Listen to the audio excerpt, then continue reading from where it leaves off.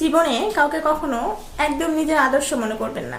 পৃথিবীতে কোনো মানুষই আদর্শবান কিছু হতে পারে না, কারণ প্রত্যেকটা মানুষের মধ্যেই খুবই ন্যূনতম পরিমাণ হলেও খুঁত রয়েছে।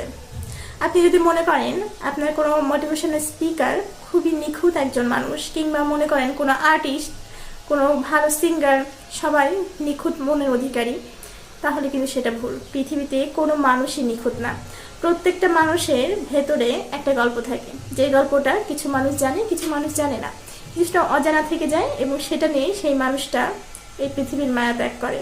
কিন্তু আলটিমেটলি আপনি আপনার নিজেকে আদর্শ মনে করবেন, এবং আদর্শের জায়গাটা আপনার কাছে সবসময় শিক্ষণীয় হতে হবে, যেটা থেকে অন্য কেউ আদর্শ নিতে পারে। কিন্তু এটার মানে এই না আপনি অন্ধভাবে কাউকে আদর্শ করবেন। এবং অন্ধভাবে আদর্শ করার বহু এরকম উদাহরণ রয়েছে যারা বিপথে চলে গেছে কিংবা কোনো ক্রাইম করে ফেলেছে। So be careful.